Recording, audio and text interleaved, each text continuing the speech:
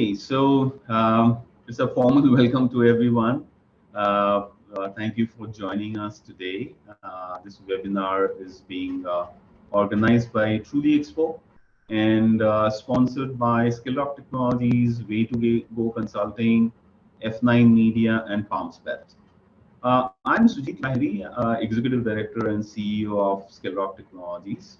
I'll be your moderator for today's session on the changing face of lottery and gaming in Africa. This webinar is dedicated to Africa's growth story and how this continent is kind of defying all the setbacks, showing its resilience, and all in all, it's undergoing a big transformation right now. So there's a huge market. There's enhanced stability. There are a lot of technology being inducted. They are contributing to development of lottery and gaming in the continent.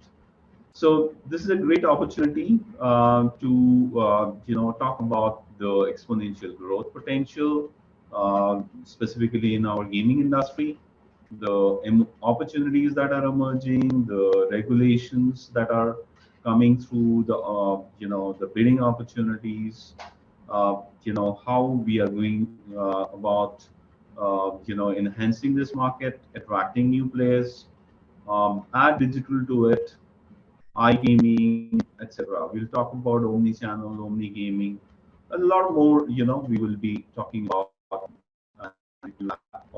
here.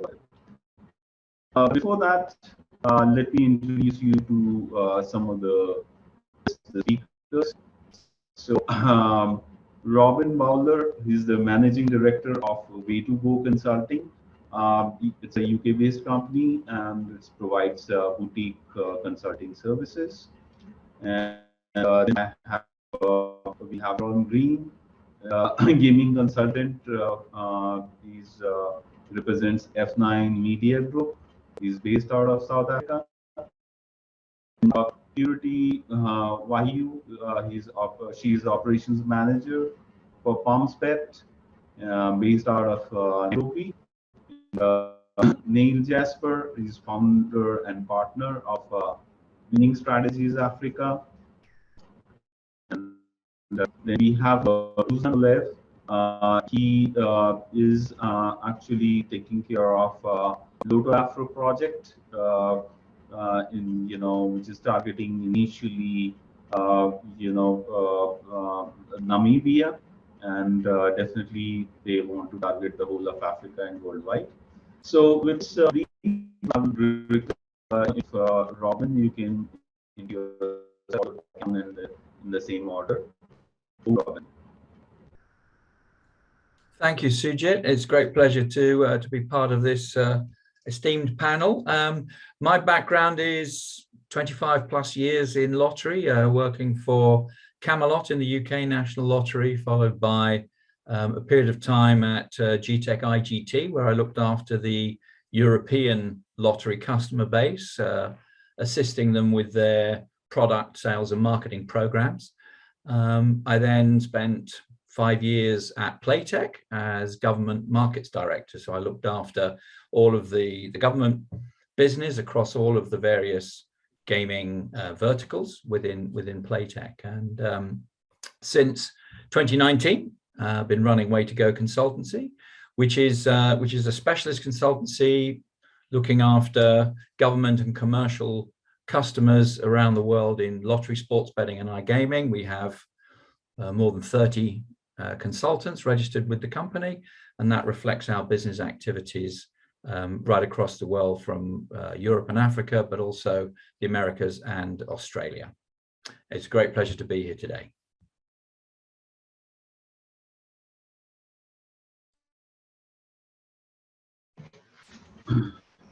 Great.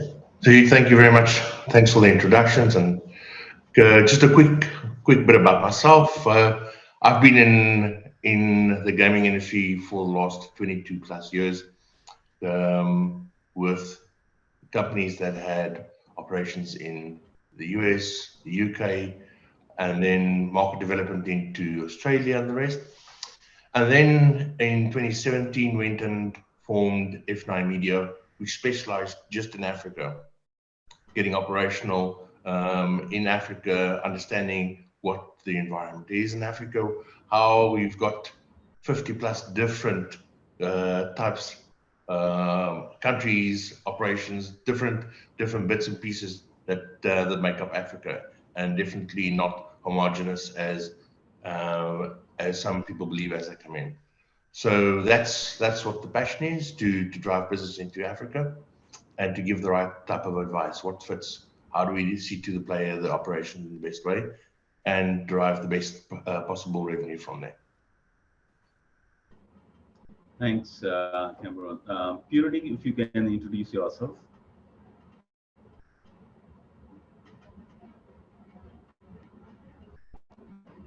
Purity.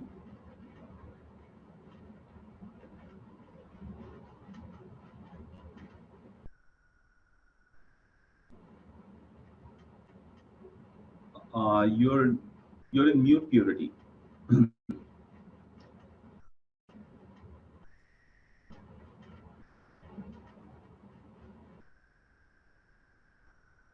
Hello, good afternoon. It's my pleasure to be with you guys. That's about the changing face of in Africa. And I'm the operations manager, PalmsBet. I've been in the industry since 2018. I joined with GAMCOD industry, that is betting. And then I went to DAFABet, and I've been industry all along as an operator, and also overseeing operation from startup to existing companies. And yeah, so that is what actually I deal with on operations side. Thanks. Neil, can you introduce yourself? Will do. Thanks, Sujit. Name's Neil Jasper. I've been involved in the gaming world since 1998, where I really cut my teeth with the South African Lottery. I was involved in 2 license periods with them. Since then, Africa has become our second home, as we were talking about earlier. I have done projects in Southern, Central, East, and West Africa. I've rolled out about 13 lotteries and several sports betting projects and bookmaker projects as well. I represent a company called Winning Strategies Africa with my partner, Mike. And what we try to do is assist companies in setting up from inception through to rollout, project management, specialized procurement, game development, pretty much across the board from a lottery perspective and also from a bookmaker perspective. Thanks, Neil. Ruslan, can you introduce yourself, please? Hello, I hope you hear me. I apologize for my English, is not my best. Today, I'm very honored to be invited in this webinar representing Mr. Peter Hranov and Mr. Abner. They are the ones that started a few years ago the huge project of Lotto Afro. They are not available today, and I'm not hiding you that is a big responsibility to represent them correctly and to talk a few minutes about the Lotto Afro project that is in partnership with the African European Community Committee, excuse me. So our slogan, as I said before, is that Africans can support African athletes playing in our lottery that is quite beginning 1 month ago with cooperation with Skill Rock. We are still developing the platform. We're still improving the site, and our big goal is actually to be known in the whole continent of Africa, because it's Lotto Afro, to show to Africans that they can support their proper athletes in somehow. I have only 6 years experience in, let's say, the gambling industry as a head of the support team, support client team for Israel company operating in Europe and abroad. And it's challenging for me now to compare the behavior of the online players in Europe to the online players in Africa.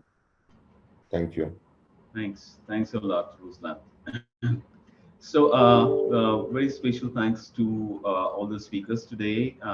They have taken out their time, and I believe all the attendees will find their insights very useful. And I would encourage all the attendees to type in their questions at the end of those, question answer sessions. Definitely, we would, take your questions. So I would, with that, definitely I would quickly like to, take this webinar to the next part where we'll be discussing. So my first question is that had been a very incredible growth in the GDP, and the population is growing of the whole African continent. So there's a tremendous economic potential, and it's growing, and it has got young population. And the Africa also adopted a lot of technologies which are recent, and there had been a lot of economic reform in several countries. So Africa is actually becoming a major focus for all investors from all around the world, and more specifically from the lottery and gaming industry. But with these opportunities and these positive vibes, there comes a lot of challenges as well. Okay, so what are the biggest challenges that our industry is facing? So my question goes to Robin first. Robin, your answer. Some insight, please. Yes, challenges. Well, I did a little bit of background on sort of the size and the growth predictions, and it was quite interesting to see it in 2010. Africa's GDP was estimated at just over $2 trillion. And in 2023, that was just over $3 trillion. And in 2027, $4.2 trillion. So, a 30% growth over the next 4 years. And I think that starts to put the potential of the continent into a real sort of frame. In terms of the challenges, though, it's very easy to think that, great, let's all go in there. But I think you need to consider those challenges sequentially. So first of all, to Cameron's point about it's definitely not a homogenous situation. You need to look at the political situation before making an investment. You need to understand what that is currently and what it looks like going forwards. And of course, out of that then comes the legislative and licensing framework. And I think it's fair to say in any given territory, but it's particularly true, I think, in an African situation, that the devil is in the detail. And, you can see very complex legislative and licensing documents, and that's usually a comforting thing. I mean, I have seen a 30-year license written on a single sheet of paper. And so you really have to understand what that's telling you in terms of the framework that if you're looking to invest in an operation, you're going to have to be compliant with. And then, of course, you've got to look at the commercial environment. And again, one size does not fit all. I think it's really important for any would-be operators, and whether that's lottery, sports betting, or iGaming, is to understand that environment and be suitable to it. I've seen a lot of initiatives that have not succeeded because they haven't been adaptive enough to the environment. And I think with that ability to adapt, I think it's a key part of getting oneself ready to deal with the challenges of anywhere, but particularly in the African environment. Also, business modeling. If there's a 30% growth over the next few years, it's very easy to get carried away with how big that opportunity is. I think it's important to be realistic. and to look at benchmarking across the continent, similar and comparable situations to put a very healthy degree of realism into business modeling and forecasting. And I think the most important word that I would summarize is sustainability, because again, I've seen some examples in the past where investors and operators have been keen to see very early returns because it's an expensive business setting up a new venture. But I think it's important to see the opportunity in the long run. Be prepared perhaps to sacrifice some of that short-term profitability to make sure that there is a robust operation in place, whatever that means in that particular environment, that the technology deployed can actually work in all of the scenarios within that one territory. Because again, what may be true in an urban environment may well not be true perhaps in an outlying village situation, for example. So that sustainability principle, I think, should underline any approach to starting a new gaming or lottery venture in Africa. So I think those are the challenges that I see, certainly. So thanks, Robin. Very, very important, knowledge that you shared. And so, Neil, can you also add to, Robin, that what could be the major challenges to tap this potential? Sure, thanks, Sujit. I think Robin summed it up pretty eloquently across the board in terms of the general factors that you face. I'm going to tackle it from a slightly different perspective. Most new operators coming into Africa face the usual suspects, and that is, how do I raise capital for Africa? How do I move my Forex around if I'm an international investor? Because there's always Forex challenges. And I think another is the perception with what we call the Kenya factor. How does the license change while I'm busy operating it, and how does that affect me? How secure is my license? But I think the part I want to really touch on, and I think is forward-looking for our industry in particular, that it's going to start to become really tougher to do business in Africa. I think the regulations are changing. I think regulators are coming together. I think the banking sector is also tightening up on its regulation. And I think one of the things, for example, that you're going to see in this industry moving forward is we all go to market with online and omni-channel approaches. I think you're going to start to see a centralized register that's going to become required, whether you're online or whether you're offline, where they're going to want to put in caps, limits, self-exclusion. And I think it's going to change the way that we do our business a little bit, especially in our stores, because vetting someone online is easy. Vetting someone in a shop is a completely different scenario. So I think one must be conscious that it's a good thing that regulations are tightening up, but it's going to make our job a lot harder moving forward over the next couple of years. Thanks, Nate. So actually, that seeds the second question. So Robin talked about $4.2 billion, trillion dollars as the potential GDP of Africa, and going by World Lottery standards, compendium indicates 0.5% to 1% of the GDP could be in lottery and gaming. So that's a huge potential. And Nate talked about that it's becoming increasingly difficult. That how the regulation is turning out to be, and how things need to be seen omni-channel perspective, but also digging down into each channel.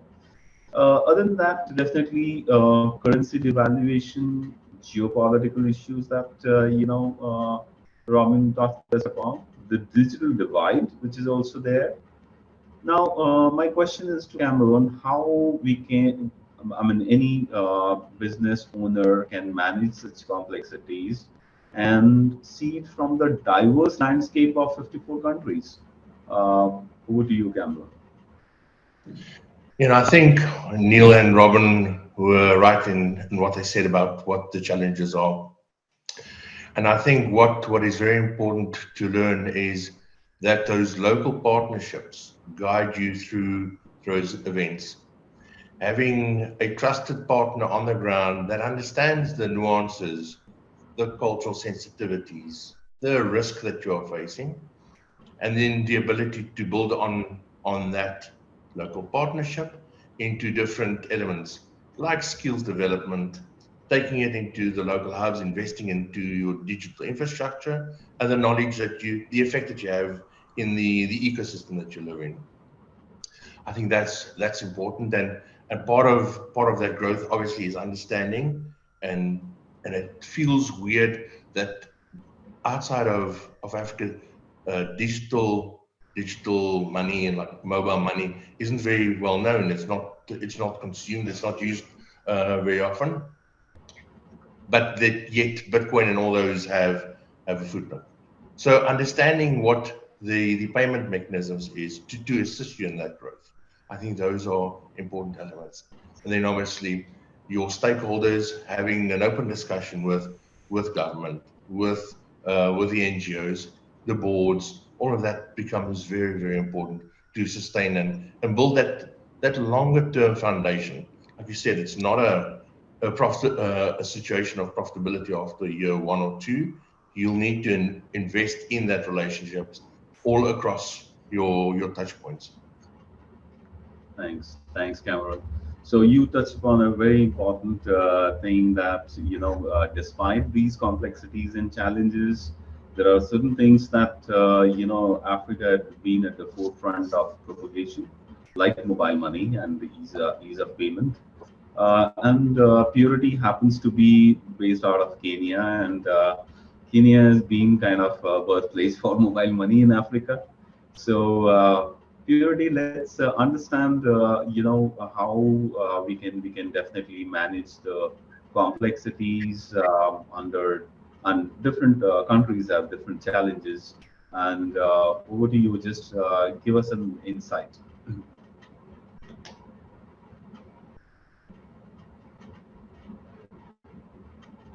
Purity.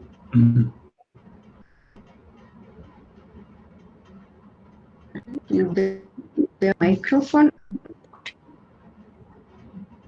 Yeah, you're audible now. No. Yeah, so as I was saying, for the growth of the betting industry in the Africa, I'd say we need to get the presence of the online and mobile apps, because as you've said, Kenya is known to be so developed when it comes to mobile apps, and that is what we usually use most, and that has really helped in the growth of the industry, and that's why everyone will be eyeing on the Kenyan market. So the service is easily available anywhere, whereby the players are well conversant with the applications and mobile money, and also access of the service, easily access of the service has made it much easier. Another aspect that maybe needs to be considered for other African markets, it's the personalization and data analytics, whereby as an operator, one is supposed to know the trends and the customer preference, so that you can be able to know their behavior and their trends, and you can be able to personalize their promotions in case maybe you're having promotions, or enhance the customer engagement and satisfaction. That is the most important key. And another thing is the regulation and responsible gambling measures is something that any investor or any person who is eyeing for Africa should always put it into consideration, because some measures on safety some safety measures for the well-being of the players is very key. And once we've had that in place in any platform that you want to implement, may it be bookmaking, may it be casino or lottery, it will entrust with your players to your platform.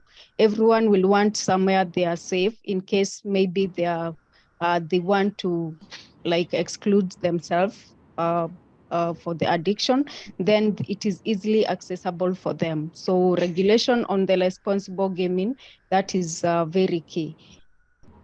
Thank that's you. all I can say. Thank you, Purity.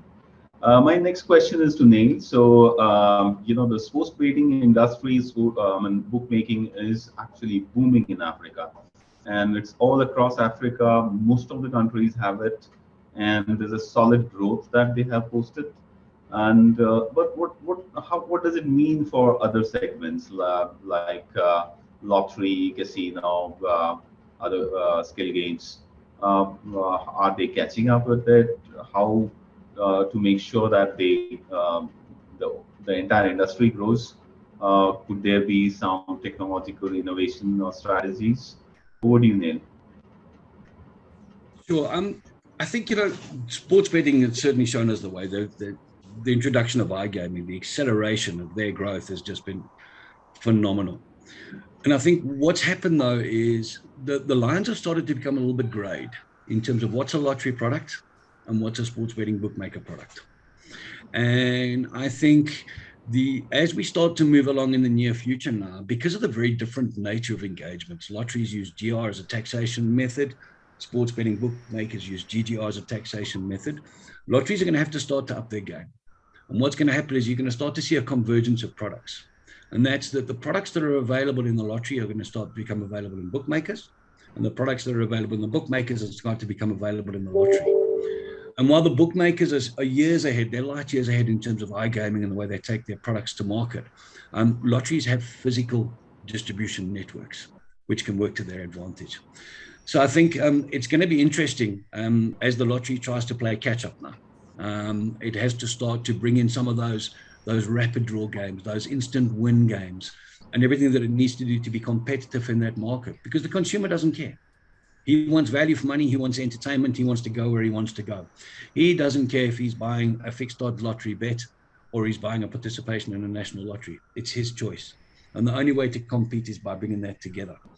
So I think lotteries are going to start to really have to leverage their retail infrastructure. How do I take this expanded product growth network and start to take it to the people, especially where we know that internet is a challenge and people don't necessarily have the ability of iGaming. So I think the clean lines we all used to operate in 10 years ago are starting to fade now. I think bookmakers and lotteries are starting to become one and the same to a degree. You've got jackpot insured bookmakers, and I think that's the way it's going to be moving forward in the near future. And I think that's going to be the competitive space we're all going to have to play in. Thanks, Neil. So what are your views, Cameron, on lottery and casino playing catch up with sports betting industry? I think Neil said very well when he said the lines are becoming blurred. But I don't think it's the lines that are getting blurred. It is that the punter is now looking for an entertainment vehicle. So whether it is a spin of a wheel, whether it's a lotto, whether it's a bet, even though the psychology of each is very different, I think when you take innovation, you take different new products, and you allow the punter to have an extended entertainment, whether it's through gamification, whether it's through normal leaderboards or loyalty programs, all these things have a longer lasting effect on the play. So I think with innovation, it's the new types of games that lottery can offer. It's a kind of continuation game that can be offered. So it's just about how you approach it and not just offer the black and white anymore. Thanks, Cameron. Okay, my next question is to Robin. So the legislative and regulatory environment, is a bit unpredictable. The timings are unpredictable. What gets drafted is unpredictable. So what are your take on the changing local laws, the process of acquiring the licenses, and because it varies from country to country, but then there are 2 or 3 separate types of templates that the governments are adopting. Over to you, Robin.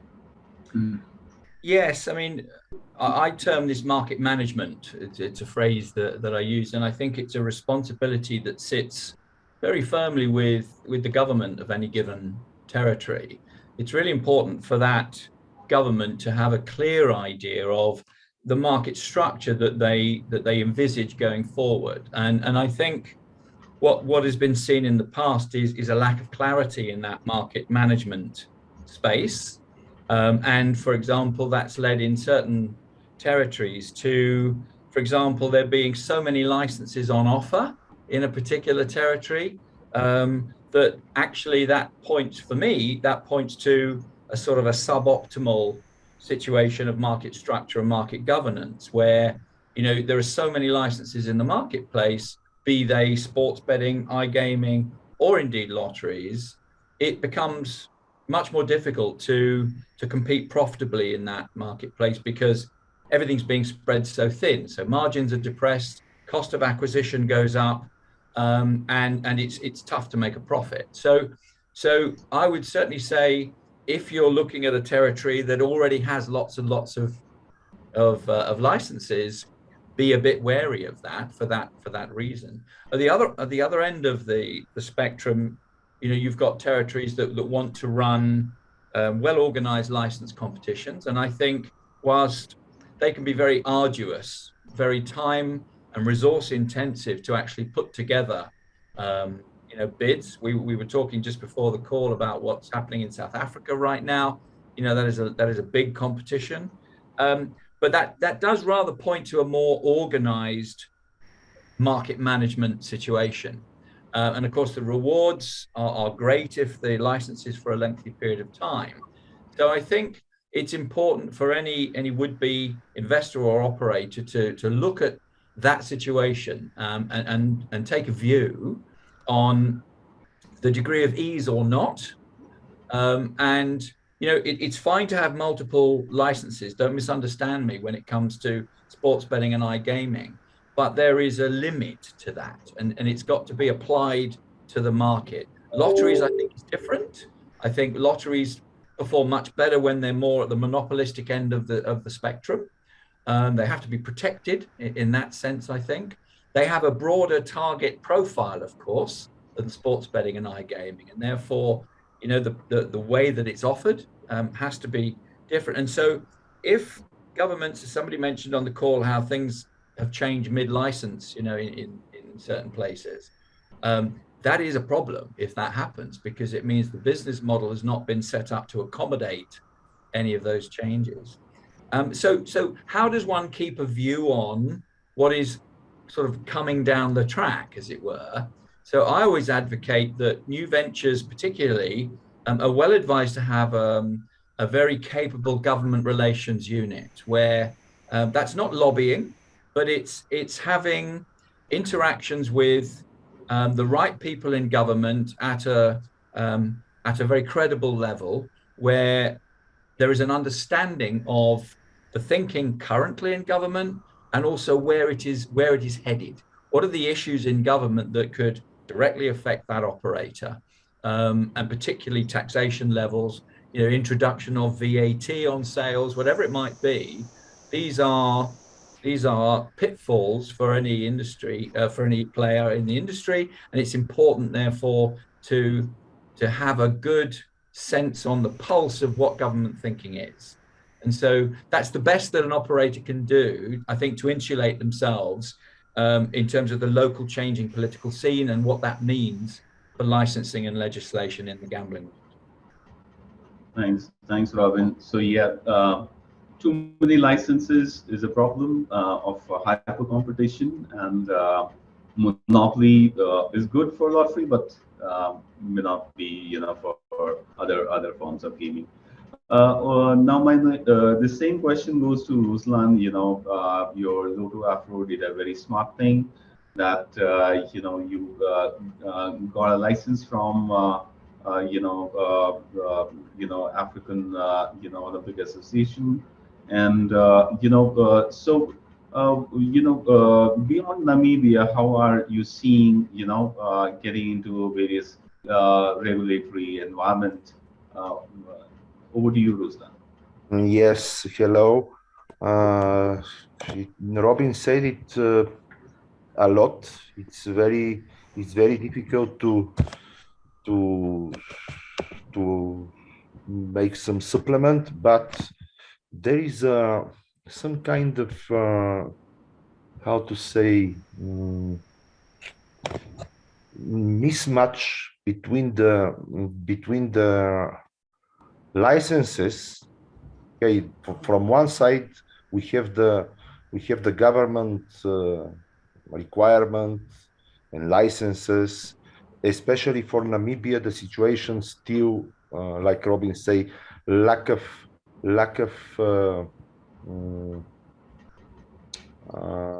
communication between the institution, between themselves, like there is some kind of competition between the institution, the proper institutions. We are only based in Namibia because, as you know, politically relatively stable, in a level of security, very peaceful country. Our studios is here. We are not targeting so much the Namibian market. Of course, we care about it, but in a population even not, they are even not 3 million people. They play a lot, but population still be in a low level compared to the other African countries. We, Lotto Afro, we are operating with the Curaçao international license.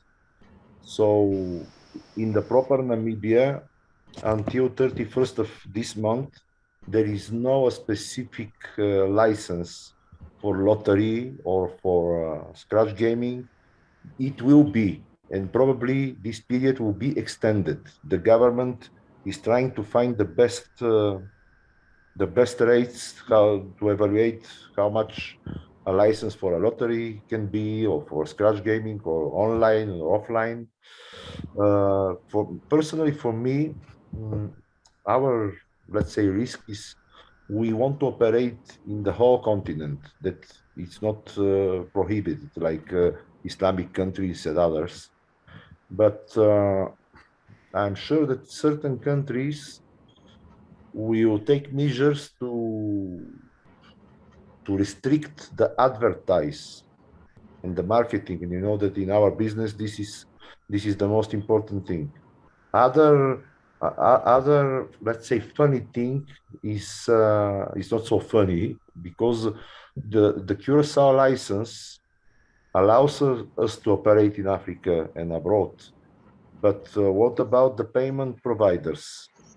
The biggest payment providers, they are not accepting the Curaçao license, and we enter in conflict. We have to be, like Sir Robin says, very, very flexible to find the way to integrate various payment providers, exactly because of the legislation. In Namibia, we are targeting the card betting players, but Kenya is mobile money. You know, Mr. Sujit, that Skill Rock recently helped us to integrate the Kenyan mobile money payment provider Bionic. So flexibility and variety of payment providers, payment gateways. And like Mr. Robin, I repeat his words. Yes, it's good to have many licenses, but not enter so deeply in this in order to make profit. Sure. Thank you. Thanks, Ruslan. Okay, now my next question is to Purity. The digital era is, very much there. People are playing games all across Africa on their mobile phone, and the adoption is increasing. But still, the share of digital gaming is very low, right? Compared to what people are queuing up in various shops everywhere. You see, be it Kenya, be it Nigeria, be it DRC, every country you see, people play a lot in the betting shops rather than on their mobile phone. So the percentage share of digital gaming is low compared to other parts of the world, say in Europe. So how, do you see the online habit of players can be, is that an issue?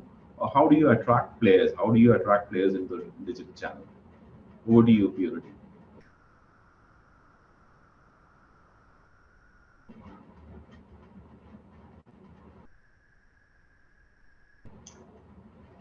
Purity, we can't hear you.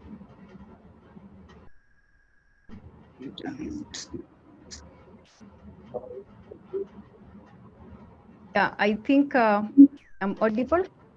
Yes, yes. Yeah, thank you. The first approach, because the digital era is upon us and all the players in Africa. So that is something we cannot deny. And we can see Africa is really transforming digitally. And I would say the first approach for the players or for the operators is the mobile approach, because mobile phone is the primary mode of internet access in Africa. And to ensure that the platform are mobile friendly and responsive to all the players. That is very key because of the areas which are have limited connectivity of the internet. The next thing is we need to consider the economic condition in the African markets, because we come and find that we have platforms which are there, yes, and they are mobile friendly and user friendly to our players. But then again, when it comes to pricing, we have to consider that it has to be localized and it has to match the localization of the players. Because if we do the pricing to be a bit higher and unaffordable to our players, then we'll not be having much access to even the down-to-earth players that we use for them for lottery and gambling. And as we know, lottery is it has penetrated so fast in the African market recently, as we can check on the statistics, because it is a fast game. Like within few minutes, the customers can be able to stake on whatever game they want to play, and then within next minutes they are able to cash out their money. So we should consider the pricing, and that is how it has been competitive. When I compare to the Kenyan market, it has become very competitive. You'll find that the pricing have even gone lower. Even the regulators, it reached to a point sometime last year, they had to adjust the regulation on the pricing for the platform or for the games that we offer online. That is for both sports, lottery, casino games, which is something that also any investor who is coming to the African market should consider that most. And also creating awareness and educating the players, because most of them are unfamiliar with the lottery games and the casinos. So it has taken us operators some time to make sure that we are educating our players now and then. Every time we are using our customer support on the feedback that we get, we use them to make sure that they educate the customers, and also making sure that we do the community engagement. Because with the community engagement, you're able to get the real-time feedback, and you're able to have the real-time experience the player will experience on your platform, on all the products that you're offering. Is it a lottery? Will it be casino, live casino, and all that? So these are the things that each and every industry stakeholder should always consider when keeping an eye or putting an eye to the African market. Thank you. Thank you. My next question is to Ruslan, that there are parts of Africa where there's a very low smartphone penetration and even the internet availability, internet affordability also.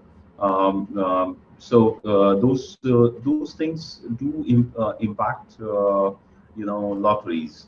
So how are you planning to take care of this challenge of low smartphone penetration, internet availability, etc.? Over to you, Ruslan.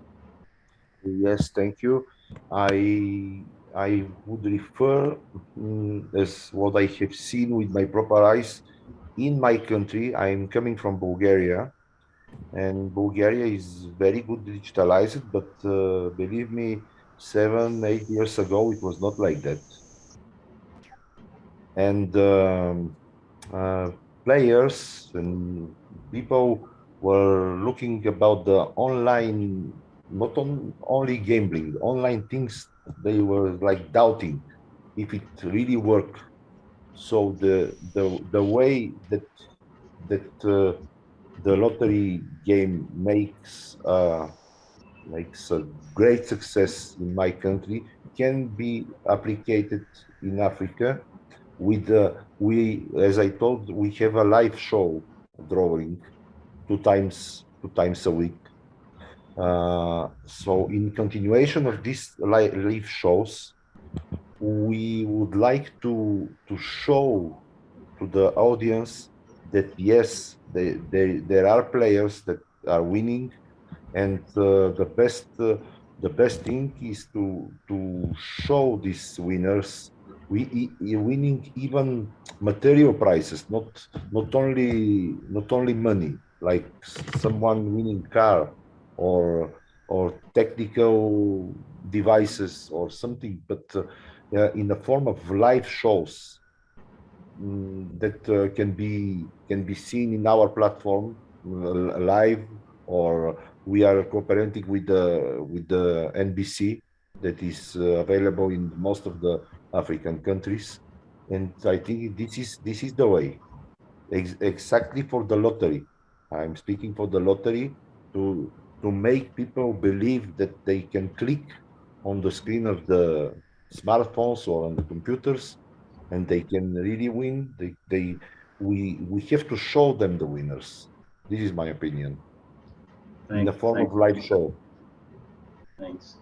So, Robin, of course, Ruslan talked about educating, but do you think, technologies like USSD, which is very rudimentary, but very popular in India, across Africa, for using banking, for using mobile services, can that be used, or what is your advice, Robin? Yeah, well, I think technology has a big part to play, and I think one of the big challenges with African territories right now is you do have this range of, there's a community using smartphones. They're probably storing their data in the cloud, etc. But at the other end, you have got cash-based society, paper-based activities going on, and so from a technology perspective, I think it's really important that the central system can accommodate those different access points, whether it's retail, whether it's kiosks, or whether it's via smartphone, or in fact, USSD. When I worked in Uganda a few years ago, I was told that the mobile money markets there were moving 750 million US dollars every month around the country, which was a figure that I found astonishing, but true nonetheless. And so it really brought it home to me just how, again, adaptive systems have to be in order to maximize access, whatever environment those players are in. And I think lotteries have the advantage that they can be delivered both physically and in digital formats. And so it should be thought of as, use all of those different characteristics in order to make the lottery venture anyway as inclusive as possible. Clearly, that's not the same with iGaming. You can't take advantage of that. Sports betting, you can, but it gets very clunky with bet slips, etc. It gets expensive to, resupply all of those consumables and ship them around the country. That's difficult. So again, the business model has to take into account the need to be flexible. And I just want to pick up on the point that Ruslan made about trust. And in the sustainability question, I think Purity also mentioned this. It's important that players understand the activity that they're getting into, and they trust it, and they believe that they can win. So I think mobile network operators have done a lot of damage, particularly in Eastern Africa, when they've run sort of lottery promotions to bring on board mobile phone subscribers, and it's not been an achievable lottery, and that's done damage. So lotteries particularly have to be achievable and be seen to be that and trustworthy. So I definitely reflect what my fellow panel members have said there.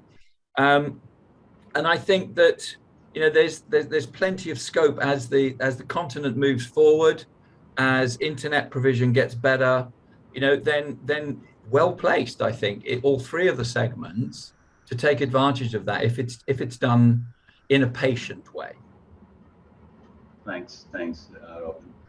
So my next question is to Cameron. It's a pretty rapidly changing industry of ours, and you know, we all know that how important it is to adopt to the latest things and stay ahead. Of course, the mobile phone, definitely mobile gaming had been quite disruptive, and the adoption in Africa had been phenomenally good. But you know, what are the other disruptions that you feel that could be there, which could shape the lottery and gaming industry, specifically in Africa? Over to you, Cameron. Yeah, and like you said, it starts with the mobile first, because that's what is the key to all of this. Disruption happens so quickly, we don't even have to talk or have a session about AI because it's been done ad nauseum. But whether it is on identifying or writing content or all the elements that it touches, and I think we haven't seen the beginning of what the real impact of something like AI has on the industry. The other bit obviously is cryptocurrencies and blockchain, what that means, how that impacts on the actual lottery, and again, speaking to the believability, the trust, the transparency that offers. And then technologies, we said that you have scenarios where people have no access to data or very low data availability. But I think things like augmented reality in the right scenario could be a significant disruptor for lottery. The other bit then, going from this, and we've said it so many times, that legislation and regulation is a disruptor all the time. And whether it's regional, whether it's continental frameworks where they're working from, I think all of these elements are important to keep an eye on, and keep doing your research and keep your finger on the pulse for these small nuances that come up in the different regions and how they impact on and have the ability to disrupt your lottery business. I think the availability of digital payment methods, and there's a whole range of other elements, but I think most of it has been covered in what we've said so far today. Thanks, Cameron. Neil, would you like to add to what AI, blockchain, and other things could mean, and could they disrupt the African gaming landscape? Over to you, Neil. Yeah, I think Cameron summed it up quite nicely. I think what we've also got to be conscious of in terms of our plans, our roadmaps for Africa. Yes, USSD, it's great for simple, delivered, it's internet agnostic, it gives you ubiquity, it goes fast, but it also comes with the cost of saying I need a USSD aggregator to bring all the telcos together. I think retail is what retail is. It's tried, it tested, it works. It's the way to move it in, and there's going to be very little innovation that comes from that other than extending your footprint. I think the way forward is digital, but I think we need to take a step back in terms of that. We need to turn around and say there's accessibility feature versus smartphones. There's also cost, and cost is a major factor. And what many operators like to do is they like to create this rich digital content that can be delivered out, that's exciting and appeals to players. Generation Z is our future bettors. That's where we're going to get our business from. But we have to find the middle ground. And I know it's not quite disruption, it's a bit of logical sense, but we have to simplify our product offering, keeping it attractive still, keeping it instant, taking into account that those who do migrate to smartphones still have to deal with this thing called the cost of data. So you get a rapid urbanization in the metropolitan areas where the infrastructure is better and people have more smartphones. But your ubiquitous base is going to come from the rest of the countries as well. We have to moderate our growth to deliver applicable and cost-effective products now in order to make sure that we extend our footprint. Otherwise, we come up with these fantastic, so visually appealing products that nobody can afford to download and play with on their phones. Thanks. Thanks, Nate. So my next question is to Purity. So, we always talk about omni-channel and omni-gaming approach. Definitely it has to be seen in the localized context, and there are a lot of technologies, there are a lot of trends that are available, but we have to make it very simple for the players, right? Whether they would like to use the same wallet for playing on a mobile phone, or can they go to a shop and still use the same account? Can they top it up, from a shop? So over to you, Purity. I mean, what are your thoughts on omni-channel, omni-gaming?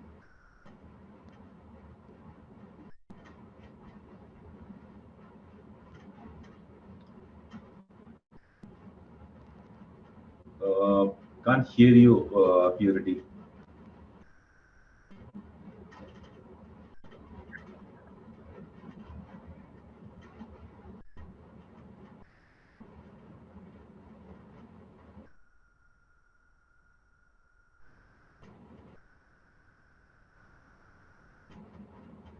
Okay, I pass on the question to Ruslan.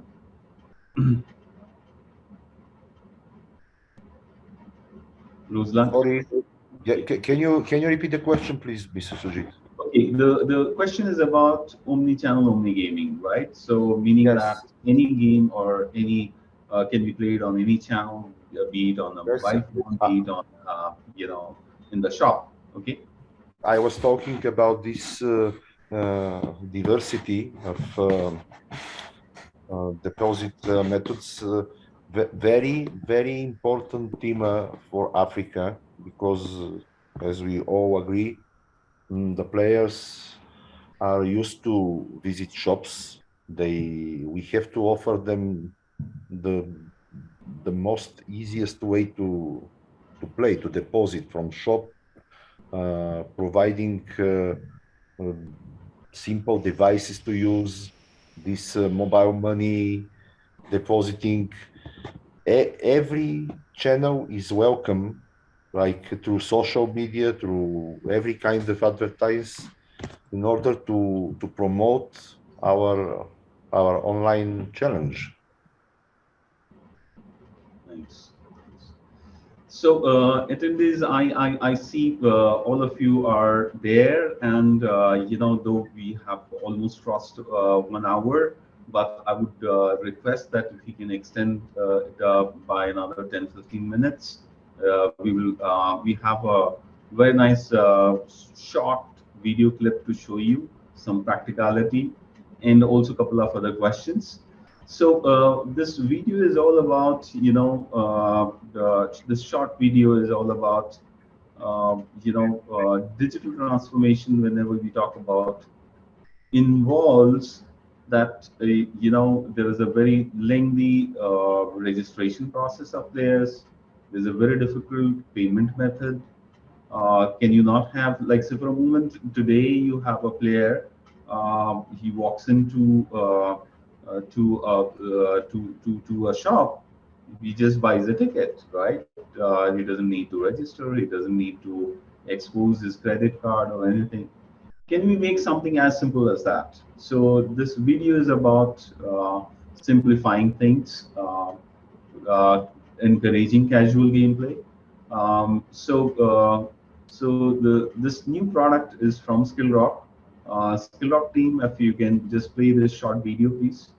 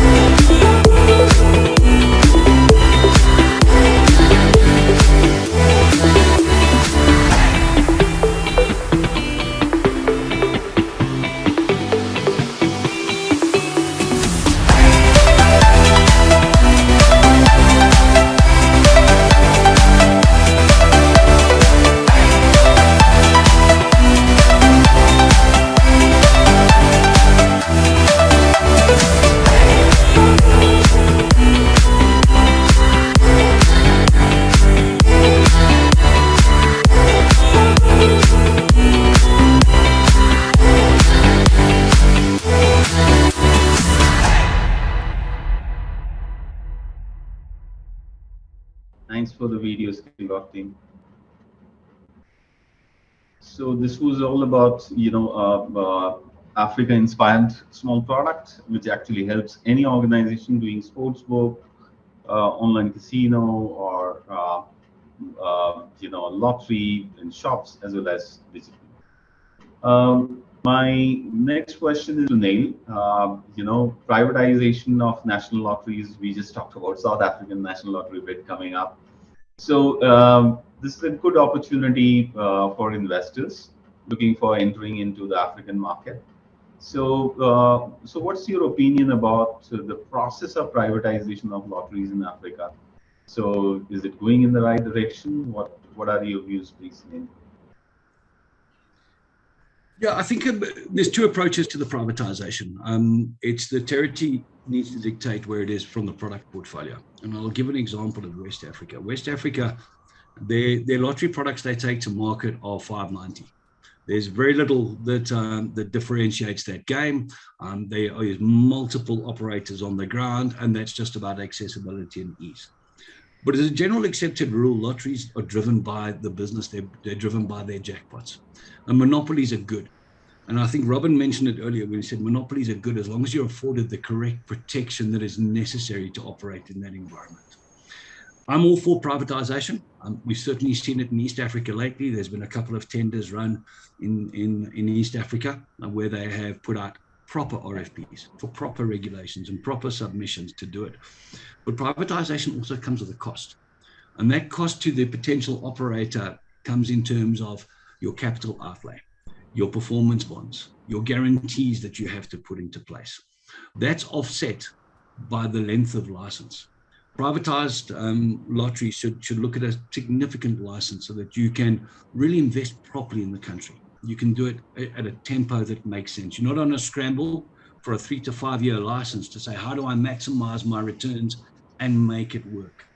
So I think if it's done properly, it's afforded to proper operators who go through a proper stringent process, then privatization can only be the benefit for that lottery industry in the country that you take it to.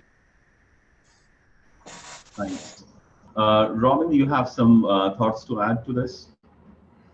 Yes, I think Neil summed it up very well indeed in terms of the need for good discipline, structure, deep pockets, the ability to sustain a bid for privatization. But at the general level, I believe privatization is a good thing. I think it can be applied on the African continent more than it has been already. And I think the key factor there is that compared to sort of, let's say, a government-owned unit that is running a lottery, a privatized lottery has every incentive to succeed.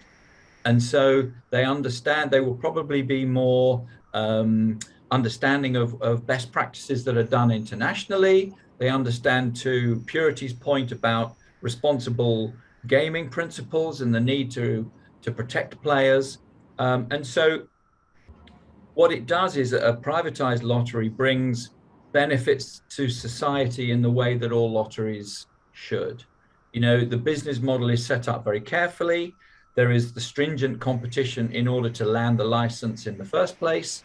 And what that does is that gives investors and the operators the confidence that for that period of the license, and whether that's 7 years or 10 years, that they can plan that business over that period of time, and therefore they can invest in what I mentioned earlier, the robust operations, but also to make sure that the product mix is right and responsible gaming principles are employed from day one.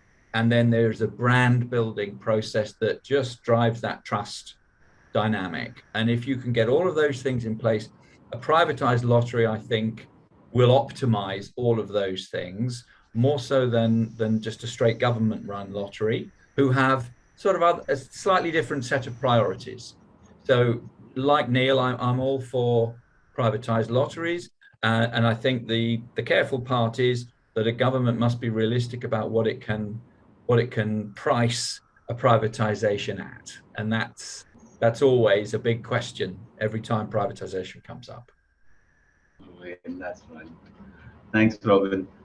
So my next and last question on this panel is to Cameron. So the market is huge in Africa, and some of the countries the market is mind-boggling, and but also some of the lottery operators or betting operators, sports books, they have become huge, right? And their market share is so dominant that any new operator, any new licensee is not able to survive.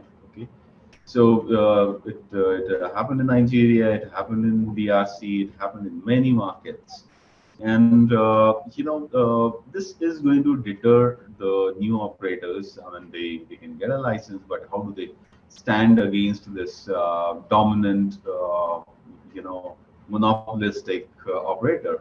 So, how do you ensure level playing field under these situations? Over to you, Cameron.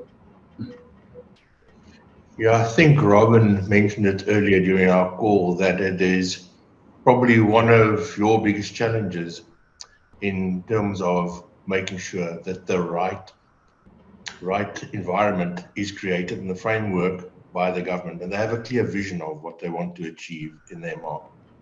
That makes sure that the right regulations is written. They need to ensure that they are friendly towards foreign direct investment, needs to make sure that there is sufficient monitoring, and then from there grow, like I previously said, grow the small SMEs around you, provide the right tax incentives. So those type of things would start to level the playing field, and then it's a process, continuous monitoring, continuous updates, and then keeping the right kind of relationships between the private and the government in check through mechanisms that is transparent. I think only then you could have that field that works for everybody. But when I say work for everybody, I mean in the sense that it creates the right competition or the right environment for that lottery to succeed. Thanks. There's a very interesting question from the attendees. So Tassos posed a question. Recent developments in Tanzania tender and growth prospect for the Tanzanian market. What is our view on that? Robin, if you can take up that question. Developments in the Tanzanian market. Well, I think yes. I think it's been a difficult journey so far up until recently for that marketplace, and I think that the government have been recognizing that perhaps they've made some mistakes in the past about the way that they've tried to set up their lottery. I think they're taking a much more contemporaneous approach now with a more solid RFP, with the Gaming Board of Tanzania running that. We are yet to see the outcome of that process, but I think the infrastructure in Tanzania is such that I think there can be a very positive development in that marketplace. And I think a lot will depend upon the extent to which the government want to drive this approach of, getting a very credible set of operators bidding for the marketplace, which will put it into a good place going forwards. So I think the right moves are being made, but it's yet to be sort of a conclusive situation.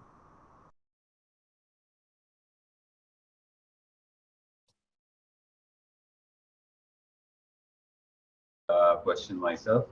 So the question is about how is the new technology impacting the market, like AI, the ChatGPT. Is our industry, lottery and gaming industry, thinking on these lines? It does affect, of course. Lottery and gaming industry is an early adopter of all the latest technologies, right? So definitely AI is deployed in a big way in terms of chatbots to analytics to even ChatGPT within Skillrock we are using for coding purpose also. So so So therefore, definitely, there is a huge adoption, not only at the player side of it, but at the back end of it. And there could be a major disruptive thing coming up, with maybe metaverse. Okay, so those things are pretty early at this stage, but adoption of blockchain, adoption of crypto is already very heavy. Yes, we lottery and gaming industry are early adopter of technology. Now the next question, is from Edwin. I'll pose that question to Neil. So how the question is all about, African people don't have official IDs. So how does it impact the KYC, AML, and responsible gaming? Yeah. So I think I'm going to echo something that Cameron said a lot earlier in this as well, and that's is find out what is accepted within the local country that you're dealing with. We have literally gone as far as, it's your passport, your drivers, your national IDs, where there isn't a national ID. In some countries, we've actually gone and get a signed statement from the chief, claiming that the person is who they are to do. They go to the police stations and they get sworn affidavits in terms of where they are. The banks will guide you on this in the local countries. They'll understand what their local FICA requirements are and how to make it work. We can't invent IDs because we want to bring these people into the gaming platforms to be able to play with them. So we have to work within the ambit of what's locally accepted.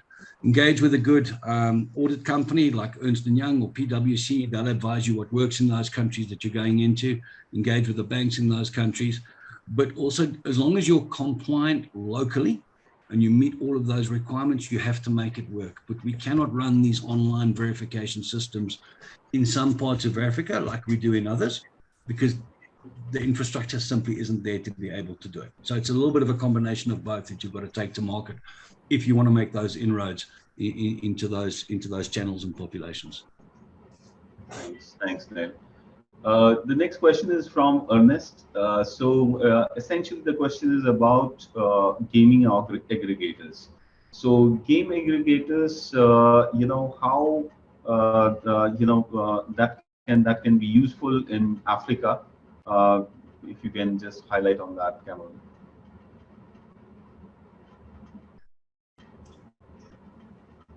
So we spoke about innovation and how you utilize different methods in your product to broaden the footprint.